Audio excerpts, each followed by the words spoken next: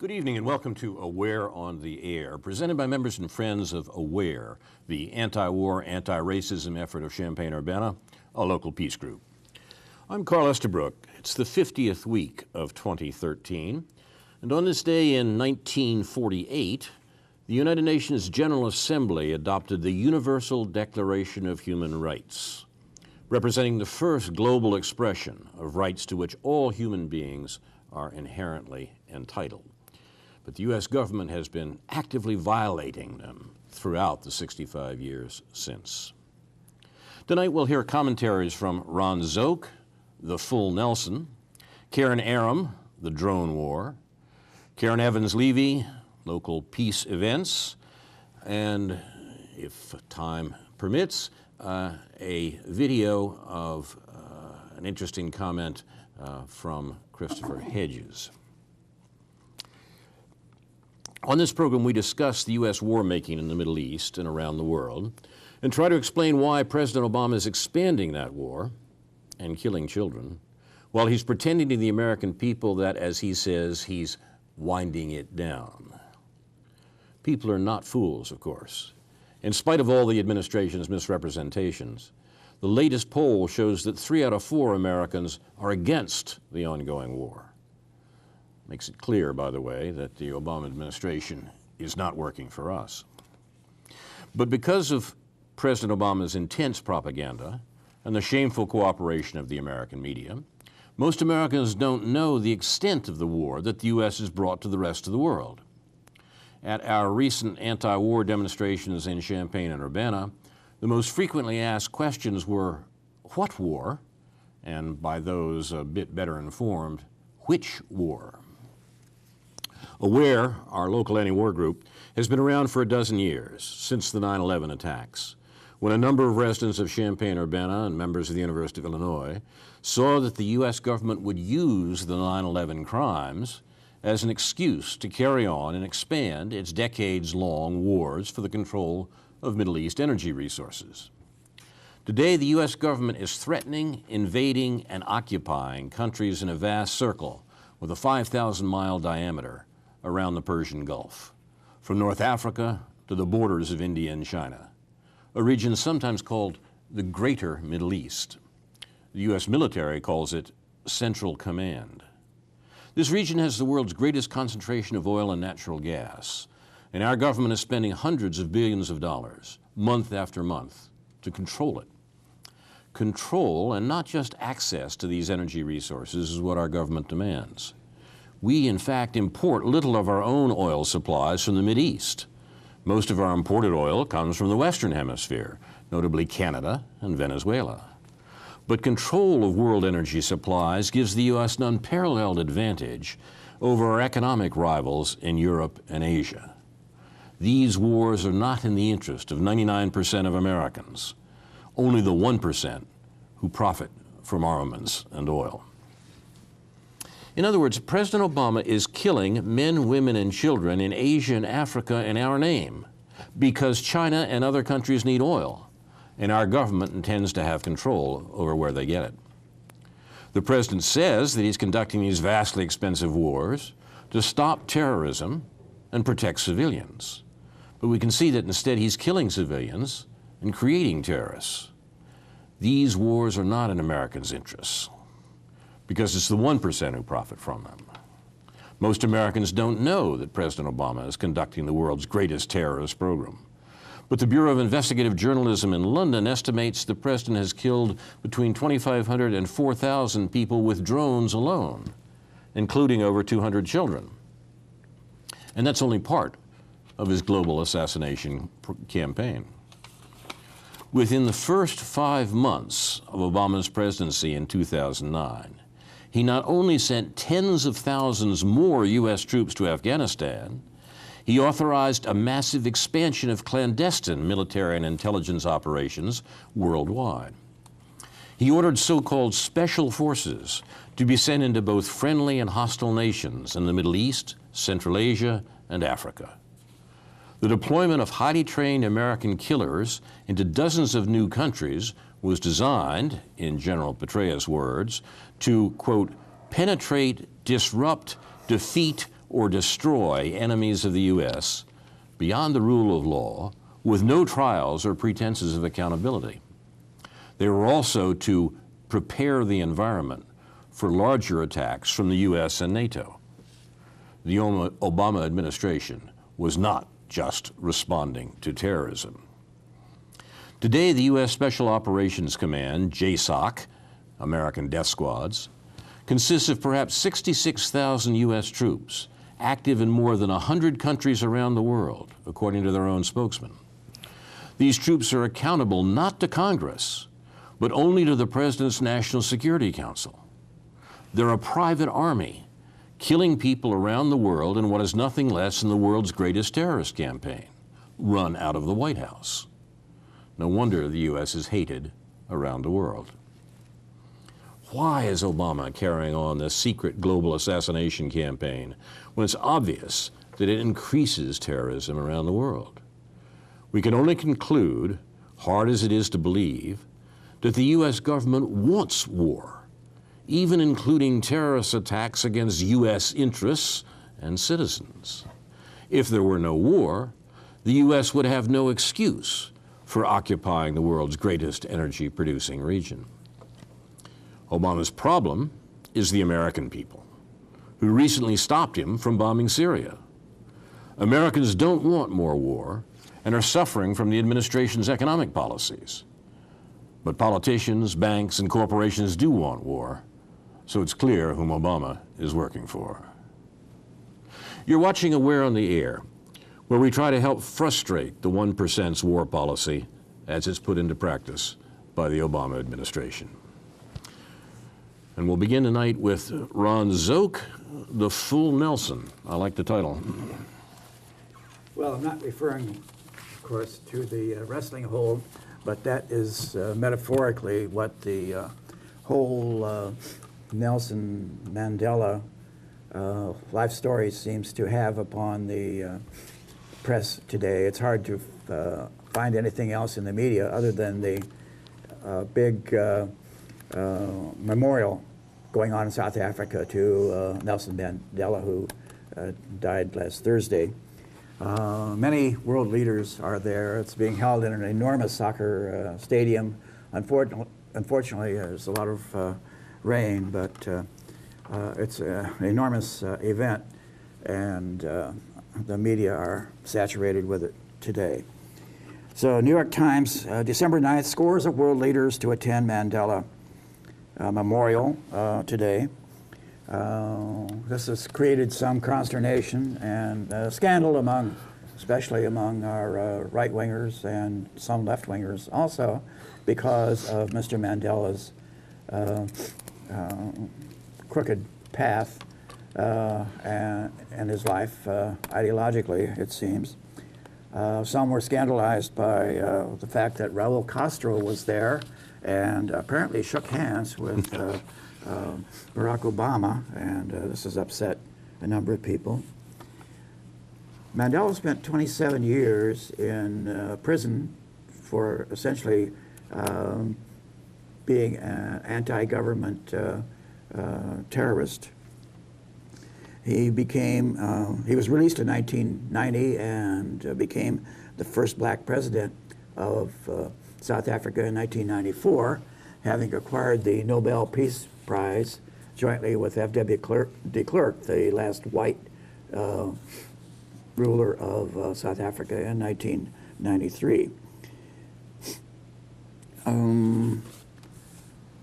Nelson Mandela did and said a lot of things in his life that has upset people all over the ideological spectrum. Here are a few quotations from him that you can find on WikiQuote. If there's a country that has committed unspeakable atrocities in the world, it is the United States of America. They don't care for human beings.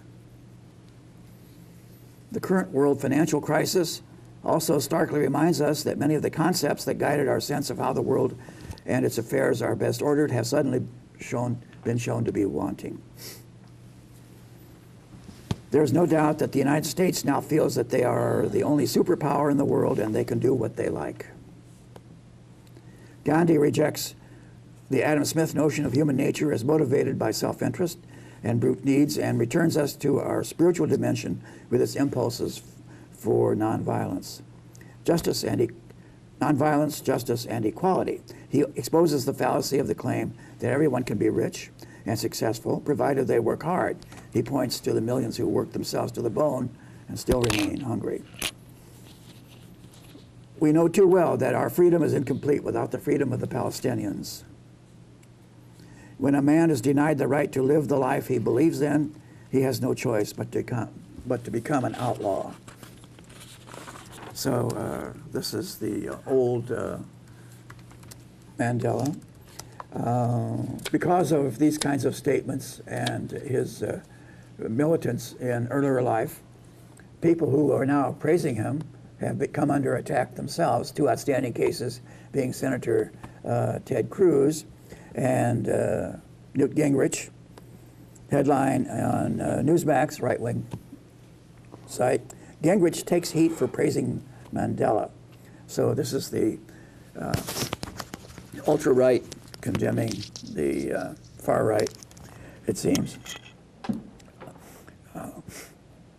Quoting one of Gingrich's critics, such an amazing rewrite of history since 1962 and 1990. Newt, I thought you of all people, a historian, would be true to who this guy really was, one person posted. So Gingrich himself said that he was surprised by the criticism. Some people returned up to 5 times, repeating how angry they were because of his praise of Mandela in the past few days. As Americans, we celebrate the farmers at Lexington and Concord, Gingrich wrote, who used force to oppose British tyranny. We praise George Washington for spending 8 years in the field fighting the British Army's dictatorial assault on our freedom. He noted to CNN that Mandela attended a Methodist school and, quote, went on to be largely a nonviolent person. As a lawyer, he was very effectively used his role as a defendant. So Gingrich, at least, said that we should have some sympathy with Nelson Mandela's political journey. Gingrich said the Reagan administration, which got Nelson Mandela added to the terrorist list in the early 60s. It also opposed the sanctions against South Africa and Mandela's release, but Gingrich noted that Reagan's ambassador to South Africa consistently put pressure on the government to moderate and condemned apartheid. So there is the controversy about should we say anything in praise of Nelson Mandela. Meanwhile, in the New York Times, Bill Keller shows up with a piece headlined, Nelson Mandela, Communist. Mandela, Keller is convinced, joined the party, the South African Communist Party, around 1960, several years before he was sentenced to life in prison for conspiring to overthrow the government. So Keller comments that Mandela's communist affiliation is not just a bit of history's flotsam. It doesn't justify the gleeful red baiting, and it certainly does not diminish a heroic legacy, but is significant in a few respects. The prevailing doctrine back in this period was that whatever worked to advance the cause of a South Africa governed by South Africans was good. This is true of Mandela and equally true of his successor, Mbeki. The current president, Jacob Zuma, seems to have no ideology at all except self-enrichment. In one of his several trials, Mandela was asked if he was a communist. Quote, if by communist you mean a member of the Communist Party and a person who believes in the theory of Marx, Engels, Lenin, and Stalin, and who adheres strictly to the discipline of the party, I did not become a communist, he replied. The answer was both evasive and perfectly accurate, Keller says. So Keller concludes by saying, in the end, of course, the greatest favor communism performed for Mandela and the ANC was collapsing. So the next story then is how Mandela sold out black Africans. This is by Noah Feldman on Bloomberg. He's a professor, Feldman is a professor of law at Harvard. Was Mandela right to sell out black Africans? Feldman goes on to reason that there was a necessity for compromise there. Yes, as we mourn Mandela, it is also worth remembering that, like almost all constitutions, South Africa's founding pact was born in the sin of compromise. Compromise is sin because people don't get what they deserve, but that sin is necessary because it's after it's committed, people are better off than they would be without it. The international community rightly reveres Nelson Mandela as a man of peace, but he was not a saint, and for that we should be grateful. He brought peace through his ability to compromise and to convince millions of his countrymen that they should accept much less than they were in justice owed. So finally, the account I have seen nowhere else of how, when, and where Nelson Mandela acquired his later views on compromise and the lesser evil and all of that. Andrew Ross Sorkin in yesterday's New York Times deal book.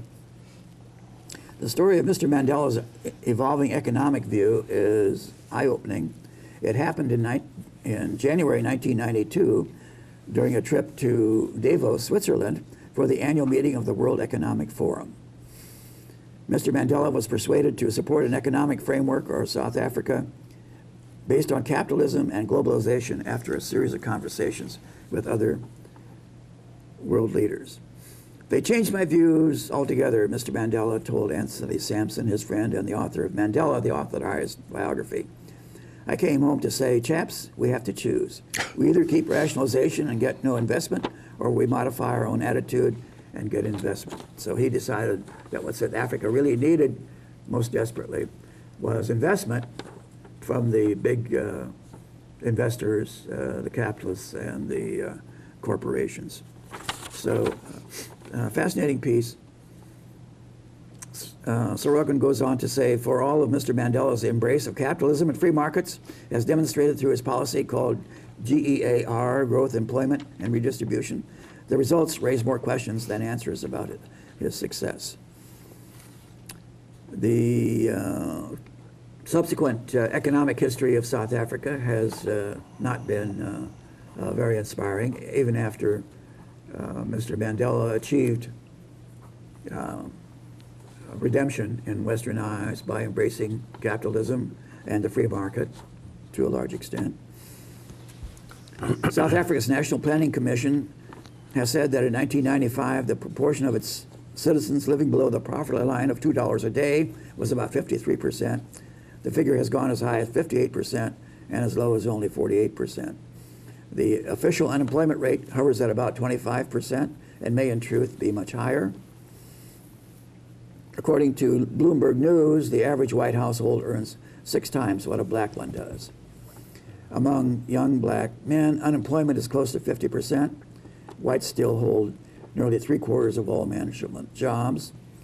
Irvin Jim, the General Secretary of the National Union of Metal Workers in South Africa, says there's still a war between capital and labor, alluding to class struggle. Nothing has changed.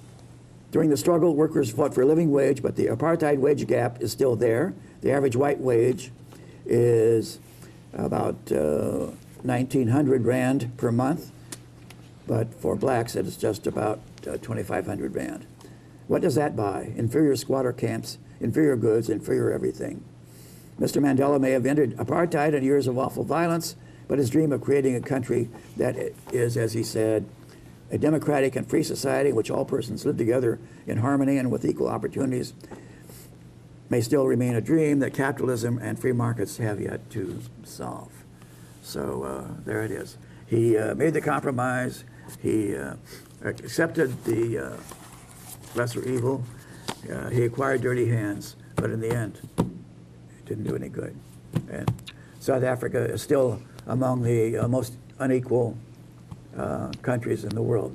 Not as much so as the USA, of course, But after all of this compromise and acceptance of the necessities of capitalism for development, it's still very much back where it was 30, 40, 50 years ago.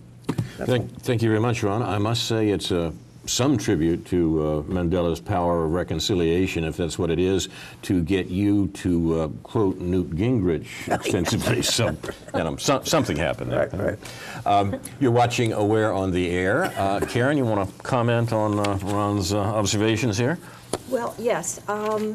I've taken information from The Shock Doctrine, written by Naomi Klein, her chapter, Democracy Born in Change, regarding Nelson Mandela, whereby she quotes things that he had said previous to 1992.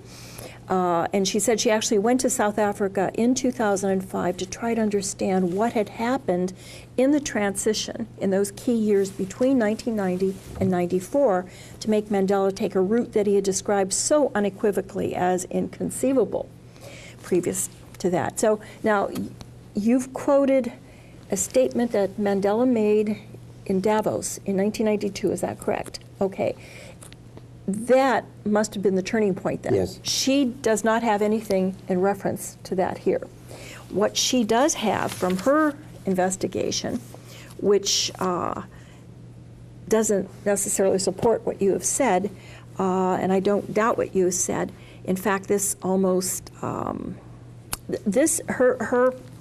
article here pretty much supports the idea that there was too much focus on politics during the negotiations by the ANC, which were on the ANC side led by Mbeki, who at that time was a rising star in the party, and then later he became South Africa's president. But as the political talks progressed and it became clear to the National Party that Parliament would soon be firmly in the hands of the ANC, the Party of South Africa's elites began pouring its energy and creativity into the economic negotiations. And they talk about how de Klerk government had a twofold strategy. First, drawing on the ascendant Washington consensus, that there was now only one way to run an economy. It portrayed key sectors of economic decision-making, such as trade policy and the central bank, as technical or administrative. Then it used a wide range of new policy tools, international trade agreements, innovations in constitutional law, and structural adjustment programs to hand control of those power centers to supposedly impartial experts, that is, economists and officials from the IMF, the World Bank, the General Agreement on Tariffs and Trade, and the National Party, anyone except the liberation fighters from the ANC. It was a strategy of balkanization, not of the country's geography, as de Klerk had originally attempted, but of its economy. Now, this plan was successfully executed under the noses of ANC leaders who were naturally preoccupied with winning the battle to control Parliament. As I'm quoting through this, as I said, I don't know that this is accurate, or that it supports what you have stated. But it may be actually an excuse, excusing Mandela, but it's what I think she has written that she believes to be true. An elaborate insurance plan against economic clauses in the Freedom Charter, which Mandela had helped construct, ever becoming law in South Africa. Teams of ANC economists and lawyers formed working groups charged with figuring out exactly how to turn the general promises of the Freedom Charter for housing amenities and health care into practical policies. The most ambitious of these plans was Make Democracy Work, an economic blueprint for South Africa's post-apartheid future, written while the high-level negotiations were taking place. The negotiating team was accepting concessions at the bargaining table that would make their implementation a practical impossibility. So it was dead before it was even launched, according to economist Vishnu Padeachi, who she then interviewed. He was one of the few classically trained economists active in the ANC. He was enlisted to play a leading role to make democracy work, doing the number crunching, as he puts it. When she interviewed him, let me go on here, he made the statement that, sorry, I have to go through this, since I don't understand economics myself. He makes the statement that when they allowed that the central bank would be free, he knew then that he had helped write up a program, and he and someone else had insisted that the central bank should come under control of the government in order to implement the controls that would help build the infrastructure and bring about everything that the Freedom Charter had wanted and hopefully would initiate. But when they came out of the meetings, the answer was that the negotiators just said no, they had let it go by the wayside. And he said, I knew then we were doomed. He said, I knew then it was hopeless. He was a Johns Hopkins trained economist, by the way, but he had been a major supporter throughout the ANC rule. And it's very sad. One of the things that I think I have to point out in this book, what Naomi Klein believes and presents from beginning to the end, is that it was the policies of the Chicago boys, okay, the Chicago School of Economics under Milton Friedman, that was being implemented worldwide. And they even refer to the implementation of that under Pinochet's government in Chile, and how it was this influence that was then being implemented in South Africa.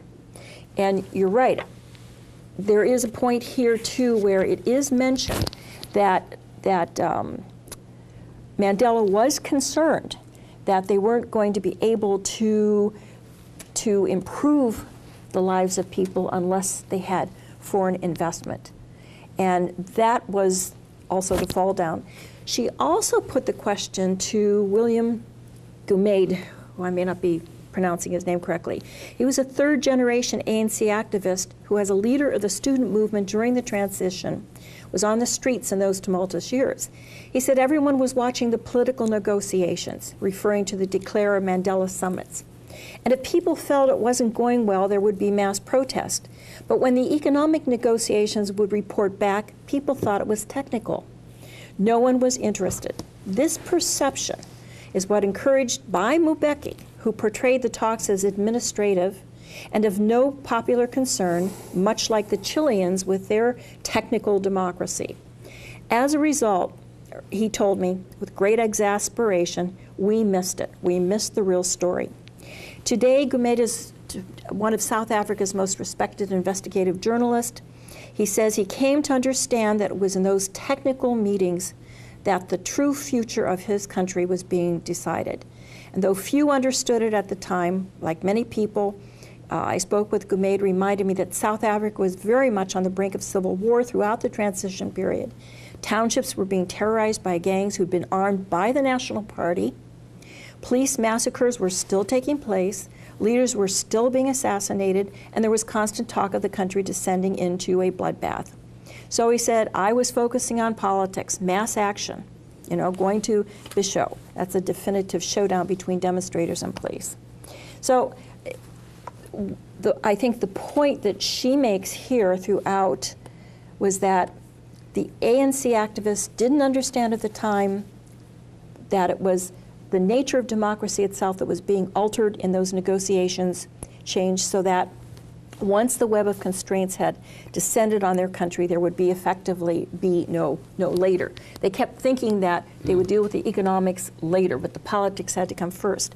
And the reason why I think this is so important, even though I believe what you have quoted to be accurate as far as Mandela's influence, because you wonder throughout, where was he, what was he actually doing here? Obviously, he'd been convinced of the need for foreign investment and privatization, as opposed to nationalization of their resources, which previous to that, he had been so supportive of. Because I see the same thing happening in Burma. I see it happening in Burma right now. And I'm not getting enough information out of Burma, but I see this happening elsewhere. And so for me, what I want to see is to emphasize to political activists people who are so focused on the politics that while that is absolutely critical, so is the economics. And another point here, okay, that needs to be made is that Milton Friedman, she has a quote here, often joked that if he had his way, central banks would be based so purely on economic science that they would be run by giant computers, no humans required. And this gentleman made the point that if we acknowledge economics as a science, this immediately implies less power for government or the political structure, since both lose responsibility for making such decisions. So I guess my point is that you can't separate economics and politics, and you can't allow meetings, which are happening today in the U.S., these meetings that take place that sell off our resources, that set up a police state, so many decisions that are made behind closed doors. We can't sit back and allow this to happen in any nation. Thank you, Karen. I think that we should not overestimate the naivete of the ANC. I mean, what the power structure of South Africa did was realize that its system of apartheid was insupportable in the long run, and therefore it wanted to make sure that as it retreated from that, it maintained control of the economy, which it did. And I think the ANC understood the terms of the bargain pretty well. The South African ruling class was under a fair amount of support, a story that we do not remember, or if we ever knew in this country, was how South Africa, the South African military, the apartheid state, had essentially been defeated by the Cubans. Most Americans don't know that the Cubans had two major military expeditions into Africa in order to stop the South Africans' control of Southwest Africa, and that they were successful. Even this morning when the supposed handshake between Obama and Raul Castro took place, I didn't hear any of the news accounts say anything about the long-term connection, military as well as other forms, between Cuba and South Africa. Although Raul Castro did indeed talk about it in his speech, it seems to have missed the attention of American reporters. So we had a situation in which the ruling class of South Africa said, if we're going to hold on to the economy, we've got to make some sort of political deal. And they did. And Mandela acquiesced, and we can judge that acquiescence in various ways. Well, another factor is the successors to Mandela. His wife, who's turned out to be very disappointing, I think, to a lot of people, Winnie Mandela, his children, his successors as the head of the ANC, all of them have turned out to be real duds politically. And even that's not entirely. Winnie Mandela is probably as popular in her own right as Nelson was in South Africa. Yeah. And it was interesting this morning to hear these accounts of this funeral in South Africa. Apparently, Mbeki got a wave of applause, and Zuma was roundly booed whenever he turned up. So there are politics, as it were, going on within the ANC, within the political structure of South Africa well, I think right I was now. referring to what they actually accomplished by way of raising the South African masses, but yes, that's another matter. No, that's certainly Winnie right. Mandela herself is extremely popular with a certain class of South Africans. That's true. Slavoj Žižek, who is enfant terrible of American and, well, really world postmodernism, actually has had some very clever things to say, some very, I think, accurate things to say about politics recently. And his account of Mandela, which appeared in The Guardian, concludes as follows: if we want to remain faithful to Mandela's legacy, we should thus forget about celebratory crocodile tears and focus on the unfulfilled promises his leadership gave rise to. We can safely surmise that on account of his doubtless moral and political greatness, he was at the end of his life also a bitter old man, well aware how his very political triumph and his elevation into a universal hero was the mask of a bitter defeat. His universal glory is also a sign that he really didn't disturb the global order of power. Seems to me just. Right. Oh, that's interesting. You're watching Aware on the Air. We have a good number of other things to comment on before the hour is right, and before the hour is out. In fact, Karen, do you want to talk about the drone war now? Oh, well, very little, actually. Yeah, well, I know a lot of reason we might not want to talk about it, but... Only to make a couple points. I don't know, I came across this article that I had clipped from the New Yorker back in May. It's by Steve Cole. It's entitled Remote Control. And he refers to two books. Of course, one is Dirty Wars by Jeremy Scahill, and the other is The Long Knife, I think that's what it is here, by Mazzetti. Yeah, right. Yeah. Right. And he, just in case, I mean, the New Yorker, it's not exactly a left-wing news magazine, is it? So Right. I feel sometimes we need that in case somebody thinks that we're getting all of our information from totally left-wing publications. What he goes into, he talks about the assassinations and how Eisenhower initially the assassination of Lumumba. How the CIA eventually set up support for the military, the Belgian military, to execute Lumumba, and how Eisenhower thought that, this would, assassinations of leaders would be effective in preventing war, and how eventually that was proven to be absolutely not the case. Putting such theory into practice was the role of the CIA. And it talks about the agency's total tally of toppled leftists, nationalist or otherwise unreliable leaders, as well known from Mossadegh of Iran in '53, Arbenz Guzman of Guatemala in '54, to Diem of South Vietnam in '63, right. Salvador Allende of Chile in '73. Aside from the moral ugliness of violent covert action, its record as a national security strategy isn't very encouraging. So then he goes on to say that foreign policy is not a game of risk. Great nations achieve lasting influence and security not by bloody gambits, but through economic growth, scientific innovation, military deterrence, and the power of ideas.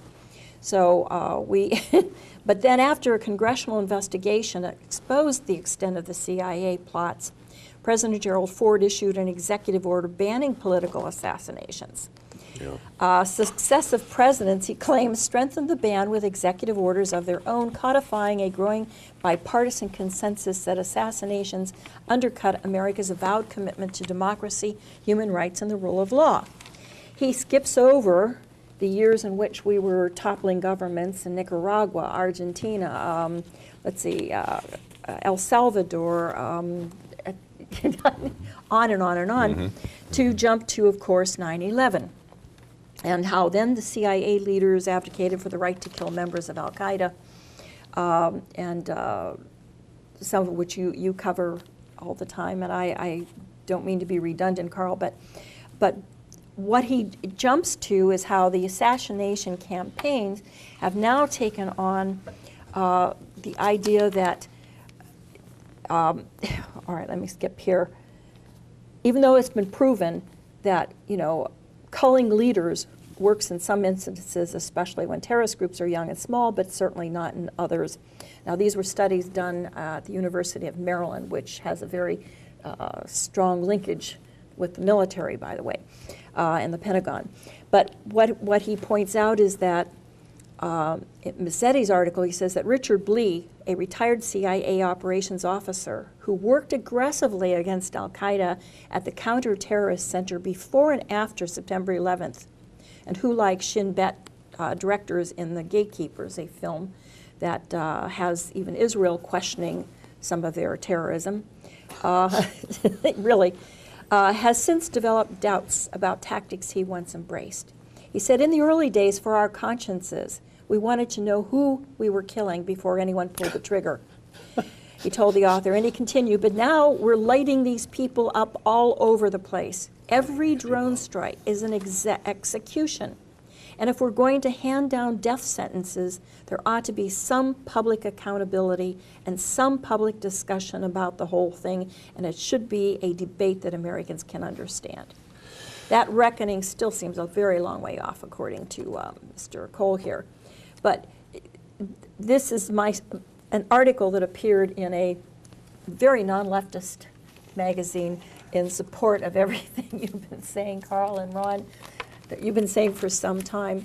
It's chock full of bits of information. One of the things that he points out that Mazzetti claims, I'm always looking for who's actually really in charge, who's the influence, and he and there's very little doubt that it is the president. There's no question.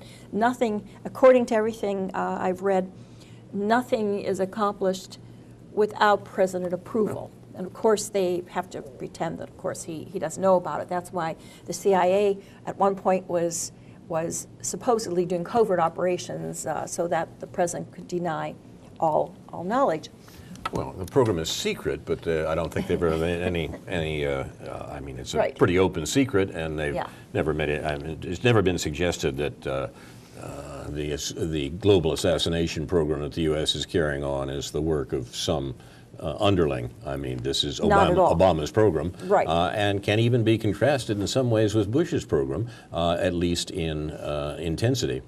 Well, the number of people killed with yeah. drones and indeed with JSOC.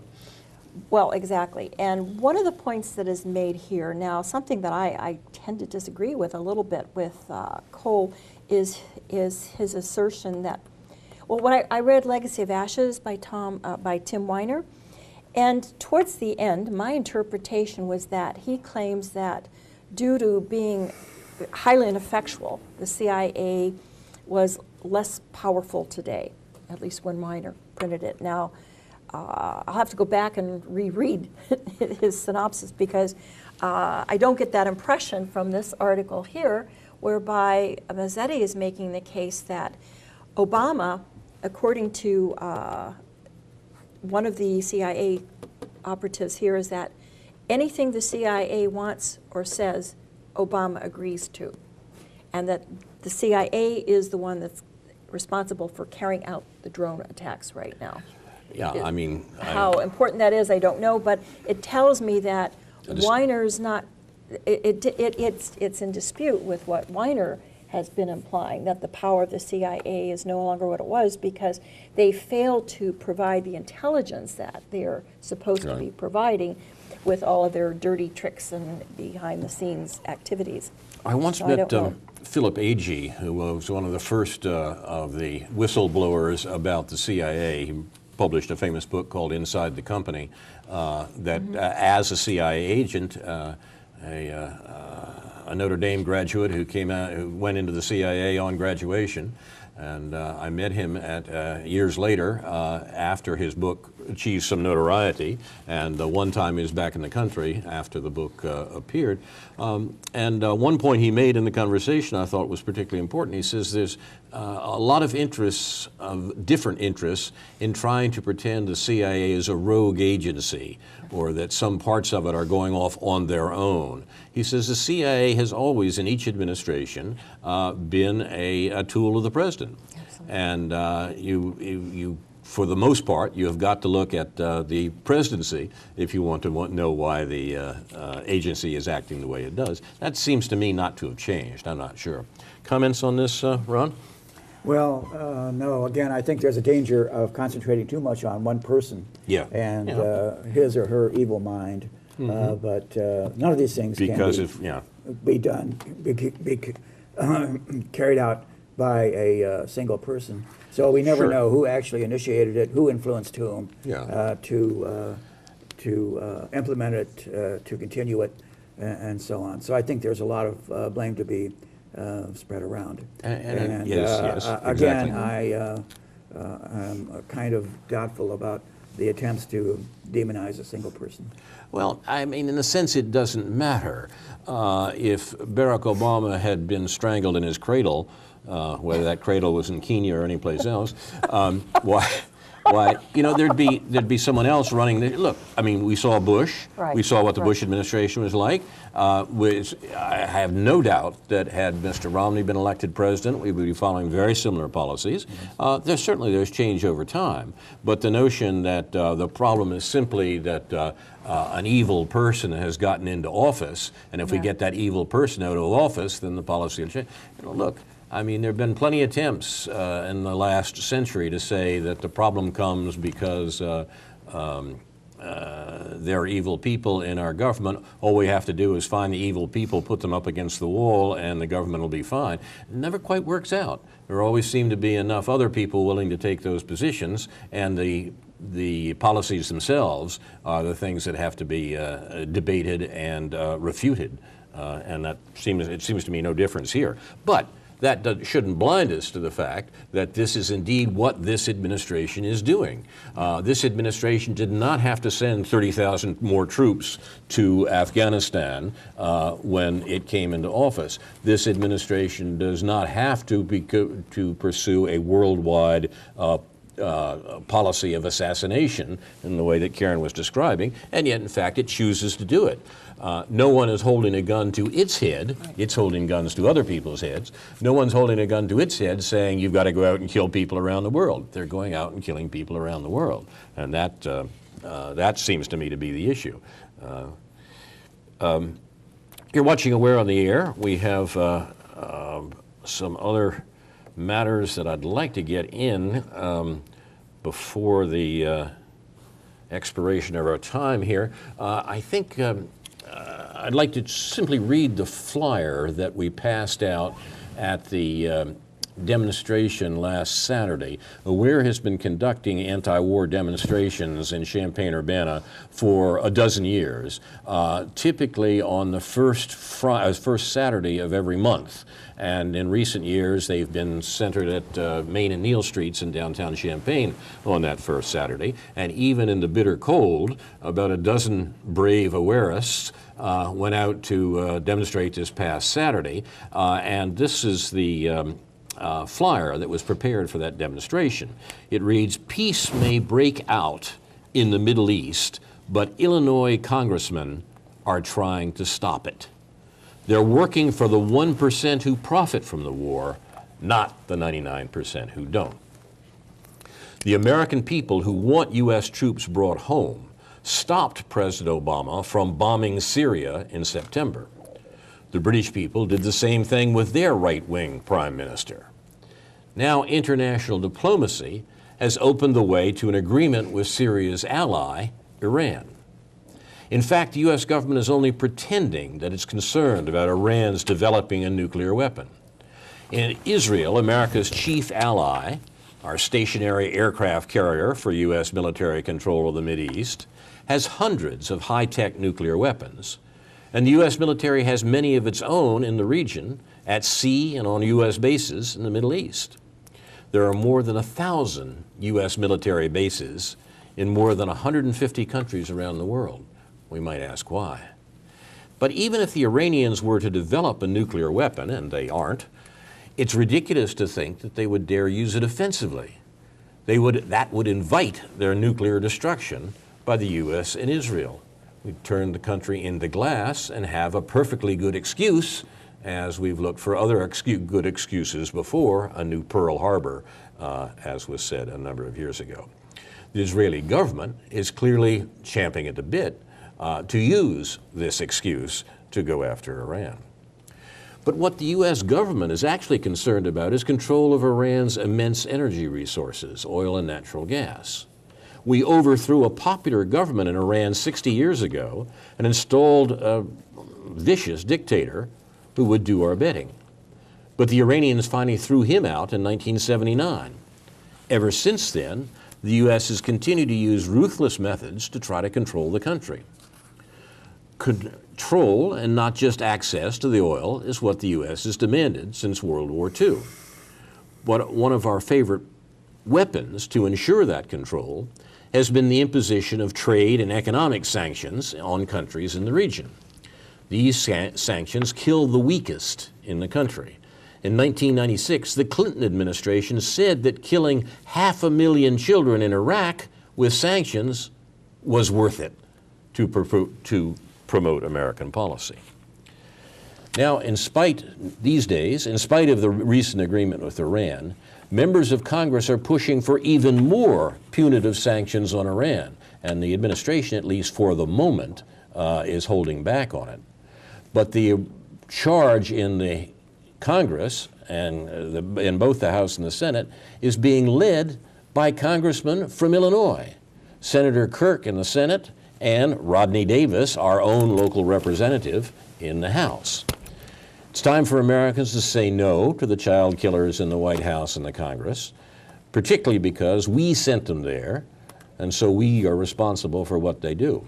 We should tell them, you can call the White House comment number, you can call the switchboard in Congress, you can look these up easily enough, and ask to speak or leave a message for your representatives. And it seems to me that in these months where there is a suspension for the moment of America's belligerence against Iran, we should press our congressmen in this direction. I even hesitate to say that there's been such a suspension. Our Secretary of Defense, Chuck Hagel, is in the Middle East. Remember, he was the Liberals' candidate for Secretary of Defense, busily rattling sabers and pointing out that all military options are still on the table against Iran, and we might use it that way. So the issue is very much in doubt. This government is capable of distinct enormities in spreading its Mideast war, and it's shocking that our local congressmen are in the advance of promoting that sort of war. You've been watching Aware on the Air, presented by members and friends of the anti-war, anti-racism effort of Champaign-Urbana, a local peace group, in the 50th week of 2013. It's what White House aides call Terror Tuesday, the day each week when President Obama picks out some people to be murdered by drones or U.S. death squads. The president's underlings, notably CIA Director John Brennan, compile a list of who should be executed, and the president then chooses from baseball cards that are presented to him with these people's names on them who will die. The assassinations are carried out in secrecy. The administration doesn't release accounts of the people they kill. We sometimes hear from abroad. But literally thousands of men, women, and children have been killed on Obama's orders. Most Americans don't know that the U.S. is running this terrorist program. We have to wonder, perhaps, this week if Mr. Obama made his selections before flying to South Africa, where he's attending the Mandela funeral, the prophet of reconciliation after all, or whether Obama made his choices of victims en route in the plane. We're not sure, but we know the process because the Obama administration bragged about it to the New York Times last year. Obama told aides he's, quote, really good at killing people, close quote, according to the new book, Double Down. We'll conclude today with thanks to our director and producer, Jason Liggett. We also want to remind you of other programs here on UPTV, now streaming online at urbanapublictelevision.org. Weekdays, Monday to Friday at 7 a.m., Democracy Now!, at 8 a.m., The Big Picture with Tom Hartman, and at 5 p.m., Democracy Now!, a rebroadcast of the morning's program. If you object to the Obama administration's continuing illegal and unjustified war, and its lying about the reason for it, join us. Aware meets every Sunday evening, 5 to 6 p.m. in the White Horse Inn on John Street in Champaign, near the UI-UC campus. Saturday morning at Lincoln Square. Thank you. Yes. You want to say just a word about that? Well, for a number of Saturdays during the so-called farmers market and its successors, Aware has had a table at the market from which we distribute buttons with a peace or anti-war theme, bumper stickers and the like. So please come by, pick up some of these materials, talk to us, and we would be glad to meet you. Information and publicity about the things we've been talking about today Yes. are generally available there too. Karen, you have a point? Do I have a minute? Yes, Okay. a very slight minute. Okay, I just want to mention that in Thailand, Yingluck Shinawatra, the current prime minister, has dissolved parliament, and under, I guess, adherence to the illegitimate constitution of 2007, which was constructed by the military at the time. So this is definitely a step back for democracy in Thailand, in spite of what some people will think, well, there's peace right now. Well, right, but right now only, because it's not sure whether the opposition will actually participate in further elections, which technically should not even be committed right now. And I want to point out that there are demonstrations and roundups of protesters at university campuses in Egypt, along with, in cohesion with further repression by the military in Egypt. And we, as usual, insist that these events should be examined with in relation to American policy. Obama's pivot to Asia is in fact bound up very much with his Middle Eastern policy as well, and in future programs we'll undoubtedly have a chance to talk about it. Karen has been following this for us, and we will say more about it in days to come. I might say that members and friends of AWARE are invited to sit in on this panel with us and participate in AWARE on the Air. We record at noon on Tuesdays in the Urbana City building. Finally, AWARE honors those who reveal the crimes of the U.S. government, which the rest of the world knows about, but Americans don't. Manning, Assange, Snowden, and others who are being persecuted by the Obama administration.